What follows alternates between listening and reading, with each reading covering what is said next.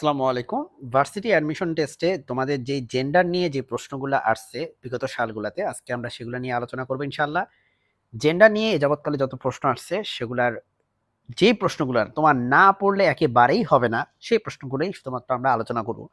প্রথমে আমরা জেন্ডার নিয়ে কিছু বেসিক আলোচনা করব, তারপরে আমরা চলে যাব কিছু প্রবলেম সলভ করতে, ওকে? যেগুলো তোমাদের বিগত সালের প্রশ্ন ছিল। প্রথমেই আছে যেমন এখানে হর্স বা স্টালিয়ন। স্টালিয়ন এটা হচ্ছে ফেমিনিন হবে মেয়ার, ওকে? মেয়ার। এরপরে সবগুলো দরকার নেই আসলে তোমার সবগুলো পড়া, বাট তুমি চাইলে পড়তে পারো। যেমন অথর সেটা হচ্ছে অথরেস, master mistress, actor actress, Duke Duke হচ্ছে ডাচেস। তারপরে এখানে আছে হচ্ছে বুল বা অক্স, সেটা হচ্ছে কাউ। ব্যাচেলর মেড বা স্প্রিনস্টার, স্প্রিনস্টার মানে হচ্ছে কুমারী। ড্রেক সেটা হচ্ছে ডাক। গ্রুম সেটা হচ্ছে ব্রাইড। ডগ হচ্ছে বিচ। ড্রোন সেটা হচ্ছে বি, পুরুষ মৌমাছি, মহিলা মৌমাছি আর কি। তারপরে এখানে আছে টেইলর, সেটা হচ্ছে সিমস্ট্রেস। সো এরকম বেশ কয়েকটা আছে যেগুলো তোমরা পড়ে নিবে, ঠিক আছে? কারণ এখান থেকে আমরা একটু পরে দেখতে পাবো যেগুলো থেকে প্রশ্ন কিভাবে আসে। এখানে আরেকটা ইম্পর্টেন্ট আছে ফক্স, ভিক্সেন, তারপরে বাক, ডো, এম্পায়ারর সেটা হচ্ছে এমপ্রেস।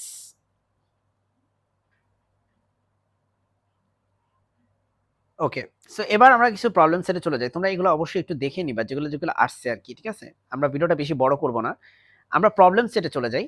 আমাদের প্রথম প্রবলেমটা হচ্ছে the feminine gender of duke is duchess. উত্তরগুলো আমার মানে অলরেডি দাগানো আছে। Begum Sufia Kamal is a famous poetess, মানে উনি তো পয়েট না বলে, যেহেতু মহিলা কবি সেজন্য এখানে হচ্ছে পোয়েটেস।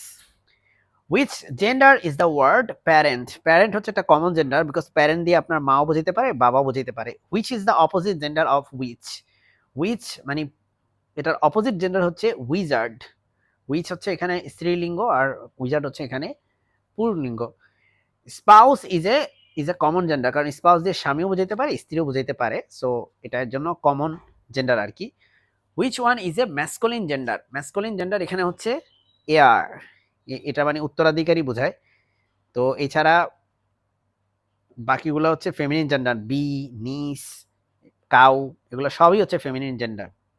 এটা উচ্চারণ কিন্তু এয়ার, হ্যাঁ, ইয়ের উচ্চারণ হবে, এইচ এর উচ্চারণ এখানে হবে না আর কি। Give the opposite gender of doctor. ডক্টরের অপোজিট জেন্ডার হচ্ছে lady doctor. The feminine of Ram, রামের ফেমিনিন হচ্ছে, এটা হচ্ছে ইউ, ইডব্লিউ, ইউ, ওকে?